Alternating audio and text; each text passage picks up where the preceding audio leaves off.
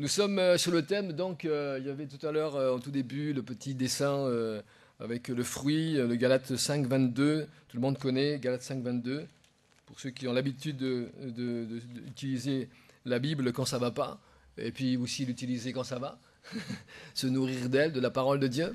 Et donc ce matin, j'aimerais partager une des caractéristiques du fruit, comme cela a été fait tout le mois, avec des bonnes choses. On a pu entendre avec Damien également qui a donné des sujets sur le thème donc, des fruits de l'esprit. Et ça a été une grande richesse. Et c'est toujours une grande richesse. La parole de Dieu, elle est riche. Et moi, je me souviens quand j'étais gamin, il y avait mon papa qui lisait, mais je ne sais pas combien d'heures il passait, et puis il se mettait parfois debout, sa grande Bible, là, et puis je me disais, bon, quand il aura fini de lire, quand il aura fini, je pense que d'ici quelques temps, ça va s'arrêter. Pensez-vous, plus je vieillissais, plus il lisait, plus il écrivait, plus il tapait des études dans lesquelles lui, il percevait des choses, parce que la Bible, c'est la parole de Dieu.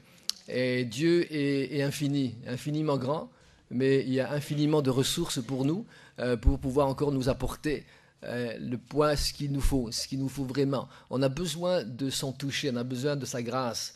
Et ce matin, j'aimerais vous parler de la foi. Vous verrez que Galates 5, 22, il y a fidélité et foi, ça va ensemble. Sur d'autres versions, vous avez la foi, et j'aimerais vous parler de la foi ce matin, de ce qui caractérise le fruit de l'esprit, la foi qui vient de Dieu, mais à nous également de l'exercer, à nous également de pouvoir l'appliquer, de pouvoir vivre par la foi. C'est ce que Dieu demande, et personne ne pourra être sauvé sans la foi qui plaît à Dieu. Et la foi, on verra un petit peu ce que c'est. Et je vais vous lire un passage qui a touché mon cœur cette semaine. C'est dans l'évangile de Marc, chapitre 6. Il y avait un moment très particulier. On voit plusieurs signes et en même temps, on voit l'attitude des hommes, la fragilité, la faiblesse des hommes. Mais on voit également, malgré cela, la puissance de Dieu. Avec rien, ou pas, peut-être pas avec rien, mais avec pas grand-chose, le peu que nous avons, Dieu peut multiplier. Dieu fait croître, Dieu fait grandir. Et ça, c'est dans le cœur de Dieu. Mais il y a, je dirais, une manière de faire, une manière d'agir.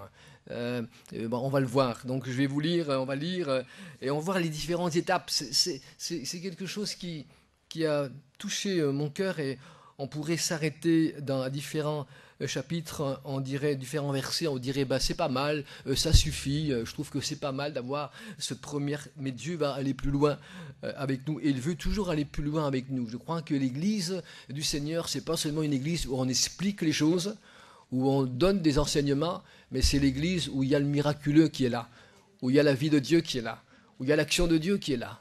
Si c'était que ça, si c'était que une étude, des études, avec des études et encore des études, de la Bible, dire voilà c'est comme ça et pas autrement par rapport à d'autres, mais si c'était que cela, je suis désolé, moi je me fatiguerais, mais je sais que la parole de Dieu c'est plus que cela, c'est une parole qui sauve, une parole qui guérit, une parole qui libère, une parole qui donne la vie. Et combien de fois je l'ai vu dans toute mon enfance, et puis même aujourd'hui, maintenant, jusqu'à maintenant, voilà, Dieu a fait des choses extraordinaires pour ceux qui l'ont désiré, pour ceux qui l'ont voulu, pour ceux qui l'ont, voilà, pour ceux qui ont dit oui à Jésus. Il y a quelque chose qui se passe. C'est le seul leader religieux, entre guillemets, comme on l'appelle peut-être dans notre monde, qui n'est plus sur la terre. Il est ressuscité. On ne va pas aller là où il est mort. Il n'est plus là. Il est ressuscité et il est vivant. Tous les autres sont morts. On va honorer des personnages qui ont peut-être marqué l'histoire, mais qui n'existent plus sur cette terre, qui ne sont plus là. Mais gloire au Seigneur, notre Jésus, il est à la droite du Père et il intercède pour toi, mon frère, pour toi, ma sœur. Pour toi, tu crois pas ça? Si, c'est vrai, pour toi. Il a une passion pour toi. Peut-être que tu n'y crois pas ou tu ne t'en rends peut-être pas compte, mais il a un regard particulier. Chaque personne, c'est une perle pour lui. C'est précieux, tu es précieuse aux yeux de Dieu. Peut-être pas aux yeux de certains, dans ton entourage, où tu subis ceci, cela, mais merci Seigneur, tu es un Dieu qui a un regard sur toi. Il a un regard compatissant, il a un regard de bénédiction pour toi. Alléluia. Gloire à Jésus. Donc je démarre le verset 31. Jésus leur dit, venez à l'écart dans un lieu désert. Donc là c'est le moment où ils ont vécu d'autres choses, on va passer. Et reposez-vous un peu, car il y avait beaucoup d'allants et de venants, et ils n'avaient même pas le temps de manger. Ils partirent donc dans une barque pour aller à l'écart dans un lieu désert. Beaucoup de gens les virent s'en aller et les reconnurent. Et de toutes les villes, on accourut à pied et on les dévança au lieu où ils se rendaient. Quand il sortit de la barque, Jésus vit une grande foule et il fut ému de compassion pour eux, parce qu'ils étaient comme des brebis qui n'ont point de berger. Et il se mit à leur enseigner beaucoup de choses. On va pour l'instant s'arrêter là. Et quand Jésus enseigne, c'est bon. Amen. Mais, voyez-vous, c'est une première étape. On pourrait dire, Seigneur, merci pour tes enseignements. Je crois que l'Église souvent s'arrête à ça, à une théorie, à une théologie, avec tous les exégèses, tout ce qu'on peut expliquer, eschatologie, tout ce qu'on peut expliquer, donc dans l'Église, le futur, ce qui va arriver, ce qui ne va pas arriver. Mais c'est bien tout ça. Et ici, pour moi, on pourrait en rester là. Hein. L'enseignement suffit. On a appris de nouvelles choses à propos du royaume de Dieu. Et il est écrit que Jésus leur avait enseigné beaucoup de choses. Donc, ils étaient heureux d'avoir reçu l'enseignement. Comme nous pouvons également bénéficier de l'enseignement. Et voyez-vous, c'est quelque chose qui a bouleversé mon cœur durant cette semaine. On peut prêcher, apporter des bons serments et puis dire, voilà, c'était bien ce matin. On a bien compris. C'était super. Il y a la connaissance, il y a l'ambition, vous savez, il y a la confiance, tout est là, le pupitre il est là, donc je suis là pour ça, oui, je vais vous apporter la parole ce matin, voilà. C'est ce qui se passe presque un peu partout comme ça. Mais est-ce que c'est suffisant ? Est-ce que c'est suffisant ? J'aurais ma mère qui répond très vite là. On peut rentrer chez nous maintenant, on a reçu un bon enseignement, la semaine prochaine on aura un autre, on l'aura peut-être oublié durant la semaine parce que la semaine nous prend tellement, hein, tous les différentes choses qui nous arrivent et tout ce qu'on a à faire. Mais il y a une autre étape. Et c'est là, voyez-vous, la foi nous amène à une autre étape, à une autre dimension. Et je expliquerai plus tard qu'est-ce que c'est que la foi, est-ce que ce n'est pas ce qui n'est pas la foi, en quelques mots, ici. Donc, une autre dimension, c'est toucher le surnaturel, le miraculeux, ce qu'on ne peut pas de nous-mêmes construire, peut-être même comprendre. Moi, je sais qu'on ne comprendra jamais tout ce que la Bible dit. On n'a pas assez, peut-être, on n'est pas assez... je ne sais pas, mais en tout cas, on ne pourra pas le contenu de la parole de Dieu. Alors vous avez des centaines, des milliers d'études sur les mêmes sujets, parfois ça se contredit, chacun évoque donc quelque chose, mais en même temps, il y a une richesse que le Seigneur il veut faire sortir de sa parole pour le communiquer, mais que ça ne s'arrête pas seulement à un enseignement, mais à une action de l'Esprit de Dieu dans la vie des personnes. Il y a une dimension, toucher le surnaturel, toucher le miracle, le miraculeux. Donc Jésus, on continue dans le verset 34, donc ok, il se mit à leur enseigner le verset 33, beaucoup de choses, ok, super, on rentre chez nous. Non, Jésus vit une grande foule, et là, il y a un élément du Seigneur, une église qui aime, si tu aimes, si tu as l'amour de Dieu en toi, tu ne t'arrêtes pas à un enseignement. Moi, je connais beaucoup de personnes qui n'arrêtent pas d'apprendre, mais sans jamais rien donner. Ils apprennent tout le temps, ils n'en savent jamais assez. Ils ne sont jamais en action, ils sont toujours comme une grande cuve, toujours remplis encore plus de savoir, et ceci et cela, mais sans jamais pouvoir donner et peut-être communiquer, et même être remplis de compassion. La connaissance, la lettre tue, la parole de Dieu, elle dit, mais l'esprit donne la vie. Jésus vit une grande foule, il fut ému de compassion pour eux parce qu'ils étaient comme des brebis qui n'ont point de berger. Et ça, c'est ce que je veux avoir.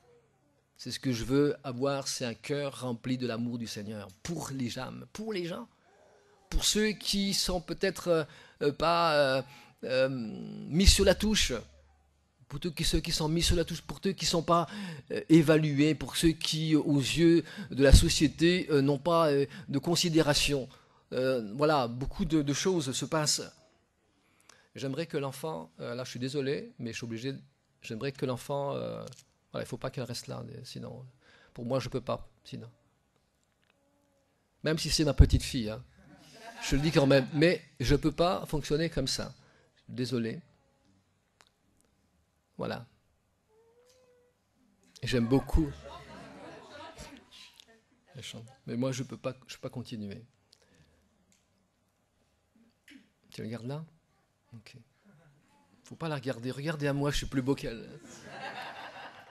Bon, c'est bon, arrêtez. Hein. Bien, je poursuis donc. Les disciples, ils se sont dit, bon, ok, c'est super, le Seigneur a bien travaillé, il a bien fonctionné. Ah, c'est pas vrai.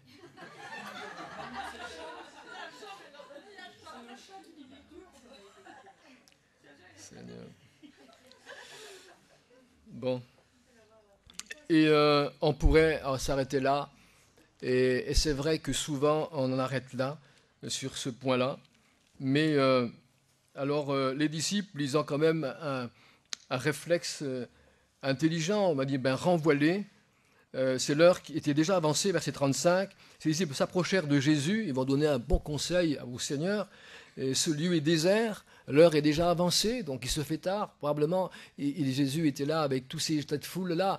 Ils ont essayé probablement depuis le matin. Il y a le soleil qui tape sur la tête, donc il faut faire quelque chose. On va les renvoyer afin qu'ils aillent dans les campagnes, dans les villages. Voilà. Enfin, qui se débrouille pour pouvoir aller se nourrir. Mais je crois qu'on a une solution tout à fait logique. Et souvent, nous, on fonctionne dans la logique. Hein, et dans la sagesse humaine qui, ma foi, c'est un réflexe, et je trouve que c'est bon, ça peut fonctionner, mais Jésus, il va s'interposer à cela. Et c'est là que, quand le Seigneur, il veut faire quelque chose, il va donc contrecarrer notre façon de fonctionner. Et si on le met, si on écoute ce que Dieu veut faire, on peut aller très loin avec lui. Sinon, on peut dire, ben non, Seigneur, on ne veut pas de ça. Nous, je pense qu'il est plus sage de pouvoir les renvoyer et puis que chacun rentre chez eux. Ils en ont eu assez, ils ont été nourris spirituellement, ils ont eu plein d'enseignements de ta part. Merci Seigneur, on va rentrer chez nous. Non, Jésus leur dit, donnez-leur vous-même à manger. Mais ils lui dirent, irions-nous acheter des pains pour 200 deniers et leur donnerons-nous à manger? Donc il faut quand même savoir qu'il y avait une grande foule, il y avait au moins 5000 personnes qui étaient là, sans compter les femmes et les enfants, donc ça représente un nombre assez important ici. Il leur dit, combien avez-vous de pain? Allez voir, ils s'en assurèrent et répondirent 5 pains et 2 poissons. Donc probablement 2 poissons séchés, peut-être coupés en morceaux, et 5 pains. Et puis des poissons qu'un enfant avait, je ne pense pas que c'était des poissons, des brochets ou je ne sais quoi, j'y connais pas grand-chose, mais peut-être des sardines, des petites sardines. Un enfant, il avait son petit-déj, le petit-déj du matin ou du soir, il avait prévu en tout cas que si ça tarderait, il avait ça, donc 5 pains et 2 poissons. Ici, il a 5 petits pains, voilà, c'était pas des gros pains, hein, mais des petits pains. Et il leur commanda, et voici que Jésus va donner quelque chose ici de surnaturel, d'inhabituel, et de dire, voilà, il leur commanda de les faire tous asseoir par groupe sur l'herbe verte. Et ils s'assirent par rangées de 100 et de 50. Il prit les 5 pains et les 2 poissons, et levant les yeux vers le ciel, il rendit grâce. Puis il remplit les pains et leur donna aux disciples afin qu'ils les distribuassent à la foule. Il partagea ainsi les 2 poissons entre tous. Tous mangèrent et furent rassasiés. Et il emporta 12 paniers pleins donc de morceaux de pain de ceux qui restaient de poissons. Ceux qui avaient mangé les pains étaient 5000 hommes. Aussitôt après, il obligea ses disciples à monter dans la barque et à passer avant lui de l'autre côté vers Bethsaïda pendant que lui-même reverrait la foule. Quand il l'eut envoyé, il s'en alla sur la montagne pour prier. Je vais vous parler de la foi ce matin. Vous savez, la foi, la Bible nous dit que le juste vivra par la foi. Et il nous faut vivre par la foi. Mais il faut comprendre qu'est-ce que c'est que la foi. Pour beaucoup, pour un nombre même peut-être de chrétiens, la foi, c'est ni plus ni moins que l'expression de croire en Dieu.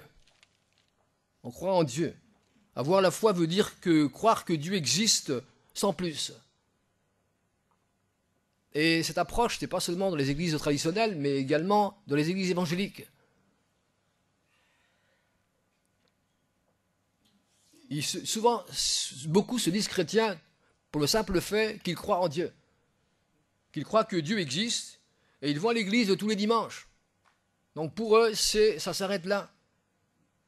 Mais moi je vous dis qu'un tel concept, si le fait que la foi serait le simple fait de croire que Dieu existe, on ne le trouve nulle part dans l'Écriture. Vous pouvez chercher partout. Croire que Dieu existe ne sauve personne. Personne. Croire que Dieu existe n'a rien à voir avec la foi. Absolument rien à voir avec la foi. À part les athées qui sont convaincus, qui croient pas, hein. Pratiquement tout le monde, d'ailleurs dans notre société, dans notre culture, société occidentale, croire en Dieu c'est un phénomène culturel. Tout le monde pense, et si vous interrogez les gens, oui, je crois qu'il y a un Dieu. Je crois qu'il y a un Dieu, je crois. Donc c'est un réflexe culturel dans notre société, que l'on peut entendre des personnes, mais voilà, c'est devenu une tradition, c'est intégré dans nos mœurs, ça fait partie même d'une vie, d'une manière d'être ici, et même probablement même chez les évangéliques. Mais la foi, c'est une manière de vivre. La foi, c'est tout autre chose. C'est une manière de vivre sa vie. C'est tellement différent de croire qu'il y a simplement un Dieu qui existe. La foi, c'est une façon de concevoir la vie en tenant compte de ce que Dieu déclare dans sa parole, en tenant compte de ce que Dieu est et de ce que moi je peux devenir avec lui, de ce que je peux être avec lui, de le découvrir. C'est bien le dimanche qu'on se réjouit ensemble, qu'on loue le Seigneur, qu'on marche par la foi, on se réjouit ensemble. Mais vous savez, on observe beaucoup de choses. On peut faire un pas avec le Seigneur, puis durant la semaine, on oublie tout cela. Et puis il y a plein de choses qui nous viennent enlever un petit peu toute cette parole qui nous a été dite.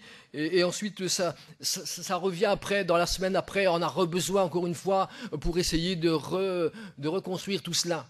Mais la foi, ce n'est pas cela, ce n'est pas oublier. La foi n'oublie pas. La foi, c'est quelque chose qui est... c'est une conviction qui est quelque chose qui est dans le cœur de la personne. Et la foi, ce n'est pas les circonstances qui enlèvent la foi. Elle peut être ébranlée, elle peut être secouée, mais elle n'est jamais enlevée. C'est en marchant par la foi que la vie prend tout son sens. Le vrai sens de la vie. Marcher par la foi, c'est s'attendre à Dieu. De que Dieu est là, qu'il répond. En toutes choses. En dépendant de lui, de ses provisions, de ce que lui, il a pour nous. La Bible nous dit, tout le monde connaît, c'est une ferme assurance des choses qu'on espère dans Hébreux 11.1 et une démonstration de ce qu'on ne voit pas. La foi, c'est une vie changée, une vie transformée. Une vie passionnante, une vie exemplaire. Je marche avec Dieu, j'obéis parce qu'il y a la foi. Et l'obéissance ne devient plus une contrainte. Ce n'est pas une charge, ce n'est pas lourd. Parce qu'il y a la foi, la foi est reliée à l'amour de Dieu. L'amour de Dieu vers moi et le retour, l'amour de Dieu vers lui.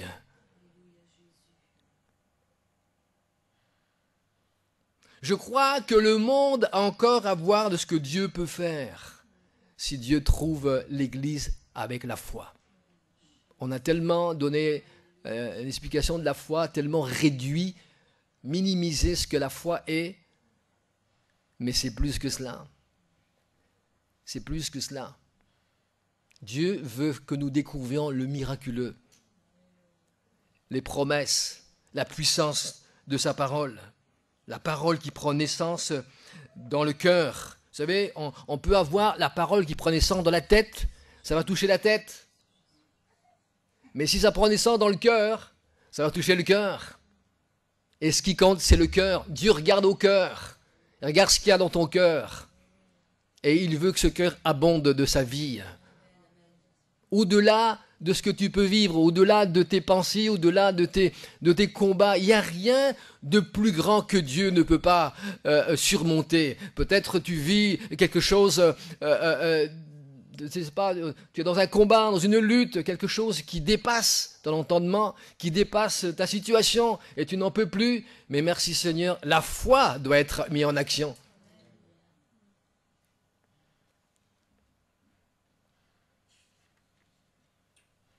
Je vais poursuivre le verset 47 pour revenir un petit peu après dans ce qu'il y a dans les versets précédents.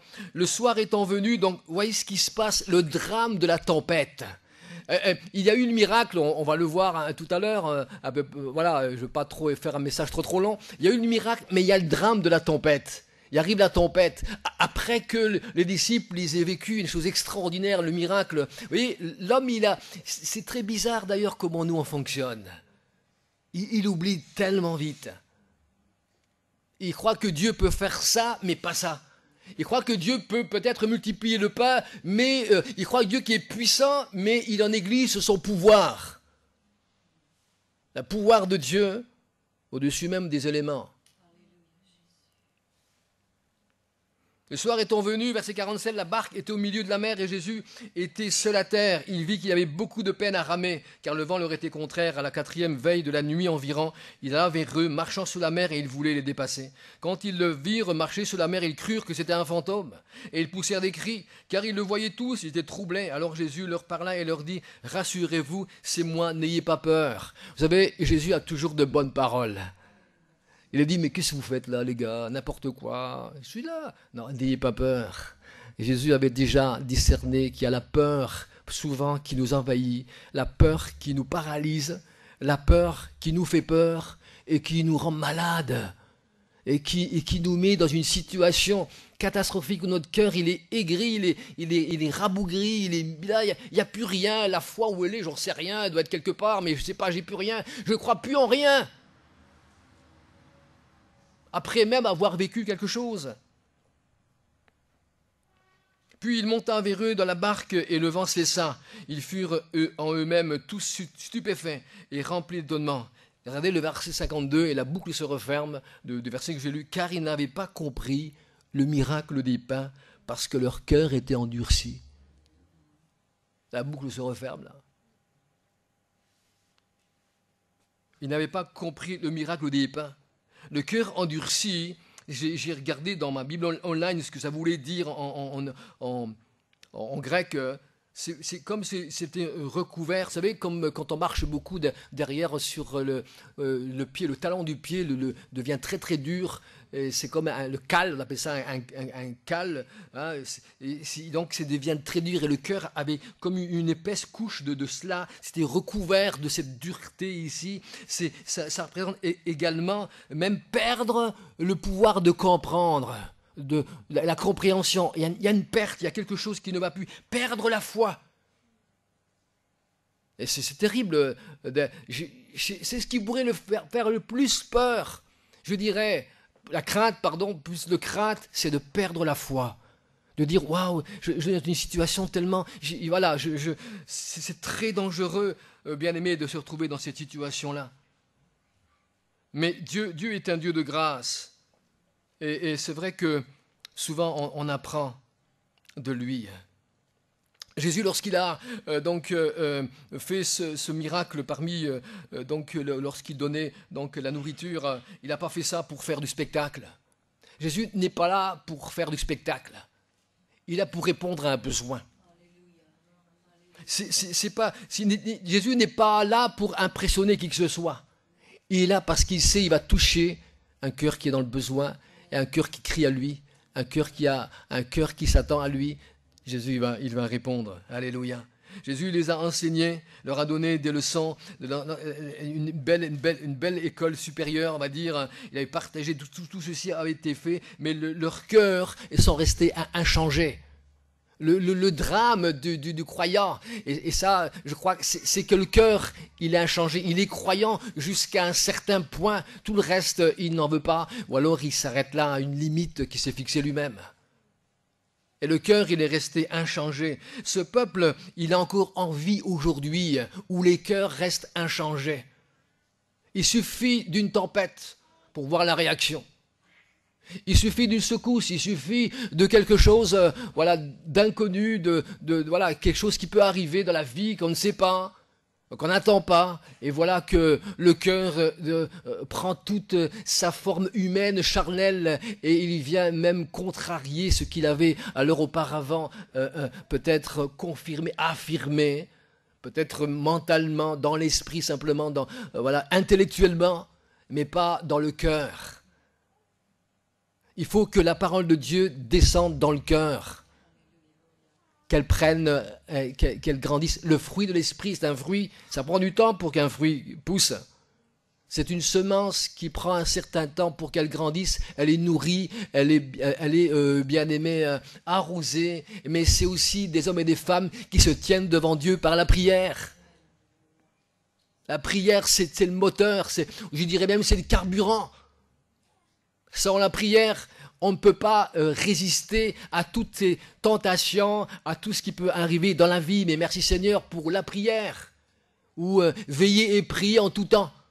Parce qu'il y a un diable qui existe vraiment, hein, et qui rôde autour, et qui essaie de récupérer ce qu'il a perdu. Et ce qu'il a perdu, c'est vous. Et il veut à tout prix vous récupérer. Et s'il n'y a pas la foi, il aura une facilité de le faire. Il aura un boulevard. Il suffit qu'il vous tende des pièges. Il utilise des stratégies de toutes sortes. C'est le diable qui fait ça. Mais s'il y a la foi, vous ne craignez rien. S'il y a cette passion, s'il y a cette compassion, s'il y a cet amour pour le Seigneur, vous ne craignez rien, bien-aimés. Il est avec vous, il est avec nous. Alléluia. Et j'espère que ce matin, vous pouvez réaliser combien Dieu est avec vous. La foi, c'est une réponse à la parole de Dieu. C'est pas un vœu. Vous savez, j'entends, oh, j'ai fait un vœu au Seigneur. Seigneur, je fais ça parce que je crois en toi. C'est pas la foi.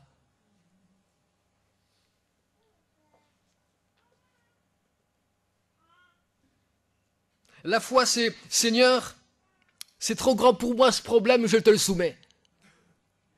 Seigneur, je te soumets, et on va voir ici ces 5 pains et ces 2 poissons, ils sont allés dans les mains du Seigneur. Vous savez, quand on donne à Dieu ce qu'on a, le peu qu'on a, Dieu va le multiplier. C'est ça la grande différence. La foi, c'est de donner à Dieu tout ce qu'on a. Le peu qu'on a, le petit peu de foi qu'on a, le petit peu de ce qu'on peut, voilà, même si on ne se sent pas bien, Seigneur, je te donne ma vie, je te donne quel que je suis. On n'a pas besoin de te montrer des vedettes pour Dieu, c'est pas ça que Dieu cherche. Dieu ne cherche pas des grands, il cherche des enfants.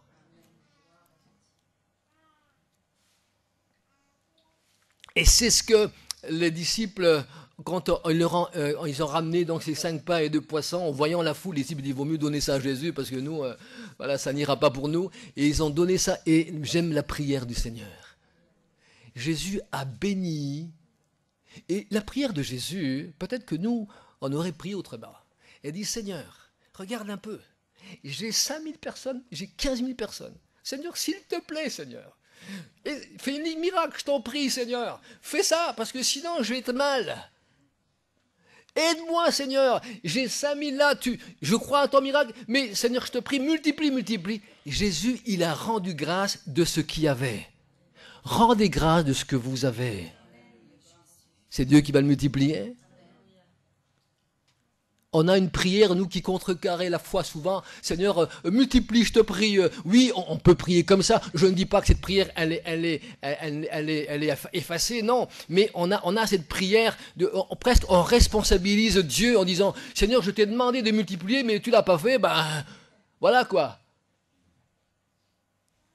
Rendez grâce de ce que Dieu vous a donné. Vous avez une grande richesse en vous, dans votre vie, dans votre cœur. Alléluia. Seigneur, ce que nous avons, Eh ben, on va te le donner. 5 pains, 2 poissons, il n'y a pas grand-chose ici. Mais voilà, et je crois que c'était, comme j'ai dit, c'était pas des pains, des gros pains, mais c'était pas des grosses miches de pain, mais c'était des petits biscuits peut-être, ces poissons également, mais le Seigneur, il veut multiplier. Voyez-vous, le petit déjeuner du garçon, c'était en petite quantité, mais Dieu va l'utiliser pour accomplir le miracle. Dieu va utiliser le peu que tu as pour accomplir le miracle. Alléluia. C'est ce qui a transformé. Voyez, tout ce que nous apportons au Seigneur, le Seigneur, il va le transformer. Il va le changer. Il va le multiplier. C'est un exemple d'humilité qui nous est donné ici. Ça peut être une petite quantité et ça peut être même une petite qualité. On ne sait pas si ces poissons étaient frais, ils étaient séchés. On ne sait pas si le pain était du pain frais. Ce n'est pas important. Mais le Seigneur, ce qu'il veut, c'est que nous puissions lui faire confiance. Dieu va transformer ce que nous lui donnons. Nous lui donnons notre vie, il va la changer. Et là, on découvrira le miraculeux. On va passer de l'enseignement à la pratique de la parole de Dieu, à la découverte de la puissance de la parole de Dieu qui va changer nos vies et nos cœurs. La conversion, ce n'est pas une conversion intellectuelle. Ce n'est pas avoir changé d'optique ou d'idée. L'évangile, ce n'est pas une idéologie, ce n'est pas une philosophie, mais c'est une parole puissante qui transforme les cœurs. C'est parole de Dieu vivant. Jésus était lui-même la parole. Il nous l'a donné de cette manière-là. Alléluia. Et voyez-vous, et c'est ce qui transforme tout ce que vous allez transférer à Jésus. Il va donc le transformer par le miracle, par la découverte de ce miracle. Est-ce que vous avez déjà fait cela? La question est posée ici. Avez-vous dit à Jésus, Seigneur, je te dois tout, je te donne tout? Souvent, on a une prière comme ça, mais on le dit souvent, mais quand ça arrive à quelque chose, c'est pas toujours vrai. Mais donner tout au Seigneur, c'est donner sa vie. Et quand on fait cela, il se passe une chose merveilleuse. Souvent, nous sommes plus préoccupés dans la vie par la perte des choses matérielles. Voilà, c'est si important pour nous. Mais bien aimé, le plus important, c'est que nous gardons la foi, que nous gardons avec lui cette relation puissante. Et aussi longtemps que nous gardons, bien aimé, aussi longtemps que nous gardons nos affaires pour nous, eh ben, il va y avoir peu et ça va rester peu. Dieu ne peut pas multiplier ce qu'on garde pour nous. Et Dieu va multiplier ce qu'on lui soumet. Soumettons-lui notre vie, tout ce que nous avons. De toute façon, tout est à lui. On est des locataires sur cette terre. Hein. Si vous ne le savez pas, ben je vous le dis quand même. Même si vous avez un acte de propriété, hein, on est tous des locataires. La terre appartient à Dieu et nous savons que nous pouvons donc lui redonner ce que lui-même lui appartient. Et Dieu fait des choses merveilleuses. Dieu multiplie. Si nous avons peu, donnons à Dieu. Dieu va le multiplier. Gloire au Seigneur. On se rappelle de la veuve de Sarepta dans 1 Roi, chapitre 17. Je ne vais pas vous raconter toute l'histoire, mais cette femme avec un petit peu de farine, un petit peu d'huile, par le prophète Élie, donc Dieu va multiplier et va donner, va pouvoir manger encore des années et des années. Gloire au Seigneur. Voyez-vous, quand on s'engage avec Dieu, Dieu s'engage avec nous. Le peu que nous avons, Dieu va s'engager avec vous. Si vous êtes dans une situation difficile, engagez-vous avec lui. Dieu va s'occuper de vous. Je vous le promets que c'est vrai. On n'invente rien ici. Le miraculeux, il est pour toi. Peu importe qui tu es, d'où tu viens, ton arrière-plan social ou je ne sais quoi, peu importe, Dieu va répondre à la prière. Il est un Dieu qui change les vies. Alléluia. Ayez la foi, n'ayez pas peur, comme l'a dit le Seigneur. Rendez-lui grâce. Merci Seigneur, parce qu'on veut remercier le Père de ce qu'il y a de disponible. Voyez-vous, pour nous. Nous, on a une limite de ce qui est disponible pour nous. Mais le Père, il dit, ok, avec ça, je vais faire quelque chose.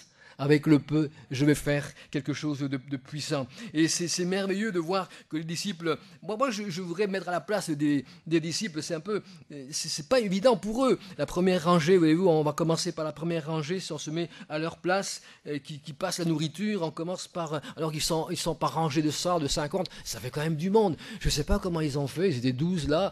Je ne sais pas s'il y avait une équipe de placiers, j'en sais rien. En tout cas, mettre 5000 personnes, voire plus, 10 000 à 15 000 personnes par des rangs de 100 et de 50. Je ne sais pas comment ils ont fait, ça a pris du temps, 1 heure, 2 heures. Il aurait fallu Joseph qui soit là, parce qu'il a l'habitude, lui, de placer... Voilà. Mais bon, en tout cas, il y avait les disciples, ils ont fait ça, et avec le pain, moi je sais pas, à un moment donné, les disciples sont regardés, bon, ok, mais bon, qui c'est qui commence? C'est peut-être toi, c'est peut-être moi. Jean, peut-être Jean, allez, celui-là, t'es vachement près de Jésus, vas-y Jean, commence-toi, on va voir si ça marche avec toi, on va peut-être te suivre. Ils ont commencé par donner un petit peu de pain pour les 50 premiers, parce que c'était la première rangée, et puis ils ont allé dans la deuxième, et puis en fin de compte, ils sont aperçus, ils ont commencé à donner, et puis on voit que dans la main, le pain ne diminuait pas. Et au contraire, plus on en donnait, et plus ça se multipliait. Plus on donne à Dieu, plus ça se multiplie. Plus tu donnes pour l'autre, plus tu donnes pour le prochain, plus ça se multiplie. Il y a une vérité spirituelle ici, il y a une loi spirituelle qui est vraie, qui est réelle. Mais si tu gardes pour toi, ce pain-là, il va moisir, il va pourrir, tu n'en mangeras même pas toi. Mais voyez-vous la beauté de cela. Ils arrivent à la 5e rangée, la 6e, la 10e, la 20e rangée. Et puis ils ont dit, oh, il y en a encore, on va revenir dans les premiers rangs, parce qu'on a un petit peu été, un petit peu, voilà, on savait pas si on avait assez pour les autres. Donc on retourne au premier rang. La Bible dit, il fut tous rassasiés. Ça veut dire que j'avais le ventre plein. C'est Dieu qui fait ça. Quand Dieu remplit, il remplit vraiment.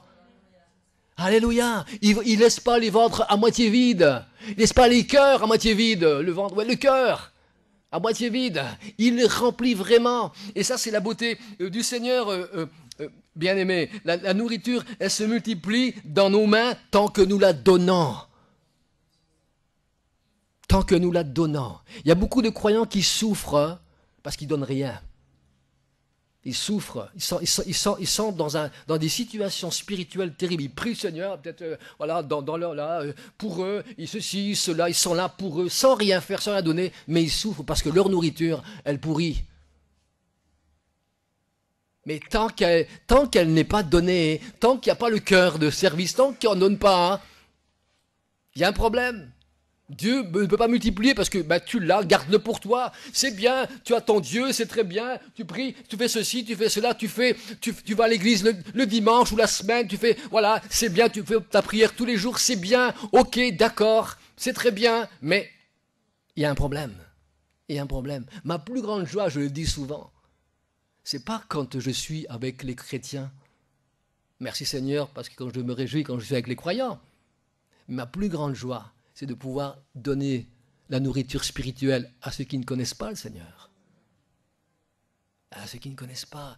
Pour moi, c'est quelque chose de tellement, tellement beau, tellement important, parce que chaque personne, la compassion du Seigneur, c'est quand il voit chaque personne, chaque âme ici qui est là, chaque personne qui est là, qui est dans une attente, et moi je vais passer à côté, et moi je vais faire le grand évangéliste, le grand cravaté, là, dit, moi je connais Jésus, voilà, bien aimé, il y a des hommes et des femmes qui souffrent, ils attendent que ça.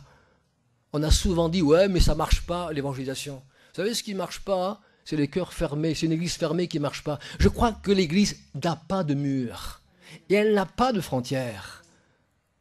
L'église, elle donne, parce qu'elle reçoit beaucoup. Et plus elle donne, plus elle reçoit. Les mains se multiplient, les mains de l'église se multiplient. Pourquoi? Parce qu'elle donne beaucoup, beaucoup, et elle donne encore. Et ça ne s'arrête jamais. Et une fois, si jamais l'église s'arrête, les mains se ferment. Les mains se ferment. Et c'est fini. Et j'espère que chacun de vous a les mains ouvertes pour donner. Alléluia. C'est une leçon que nous pouvons apprendre ici, dans ce qui se passait ici à cette époque-là. Pas facile pour les disciples, mais ils l'ont fait, ils ont osé, ils ont suivi le commandement du Seigneur et Dieu a béni. On est passé de l'enseignement au miraculeux. Et arrivent les tempêtes. Et voyez-vous, bon, je ne veux pas être trop long, peut-être ça pourrait être pour un autre message, mais arrivent les tempêtes. Et souvent, dans les tempêtes, c'est là qu'on se reconnaît. On peut être tellement fort, quand Jésus est là, super, et puis à un moment donné, on a l'impression qu'il est parti, mais il n'est pas parti, il est là par le Saint-Esprit, il est en vous, il est en nous. On peut être tellement faible parfois, parce qu'ils n'avaient pas compris que Jésus, c'est le Fils de Dieu, et qu'il est Dieu lui-même, qu'il a le pouvoir de gérer toutes choses. Tout est entre ses mains, tout est dans sa main. Et peu importe ce qu'on peut vivre, ce que tu vis, il peut lui répondre à tes besoins. C'est ce Dieu merveilleux que nous louons, que nous adorons. Il avait répondu aux besoins de chaque personne, voyez-vous, il a nourri chaque personne. Personne n'a manqué de nourriture ce jour-là. Et non seulement il n'a pas manqué, mais ils en ont ramassé 12 paniers. Imaginez un peu, ils sont repartis, ils sont repartis, ils n'avaient rien, et ils sont repartis avec un panier de pain chacun, une corbeille chacun. Et c'était là le témoignage du miracle, il était à leurs pieds. Et ils regardaient, ils ont pris, ils ont monté. Jésus les a dit, allez, montez sur la barque, moi je vais aller là-bas, montez. Jésus savait qu'il allait y avoir une tempête. Jésus sait, il connaît notre vie, il sait ce qui va se passer. Et il les a testés. Mais il les a testés pas pour leur faire du mal, mais pour leur faire comprendre quelque chose. Ils n'avaient pas compris le miracle du pain, parce que leur cœur était endurci. Jésus avait une foule qui avait besoin. Jésus a utilisé quand même les disciples pour pouvoir faire son action de providence. Il peut même utiliser parfois des cœurs durs, des cœurs qui encore n'ont pas vraiment la foi qu'il demande. Mais après, ce que Dieu va faire, il va le tester. Il va dire, mais oui, c'est bien, tu as marché avec moi, je t'ai montré quelque chose, mais et la suite alors? Pourquoi maintenant tu as peur? Pourquoi maintenant tu crains? Pourquoi maintenant tu agis de la sorte? Dieu veut vraiment que nous puissions réaliser que les corbeilles sont à nos pieds, que la bénédiction, elle est là pour chacun, que Dieu a pourvu déjà d'avance. Les disciples avaient la barque, le témoignage de ce que Dieu avait fait, mais ils n'avaient pas saisi parce qu'à cause du cœur. Et bien aimé, c'est toute une histoire de cœur. J'espère que dans nos cœurs, ce matin, il y a vraiment cette action de l'Esprit de Dieu et cette foi vraie que Dieu demande. Alléluia. Je ne peux pas vous la donner, la mienne, on ne peut pas l'échanger.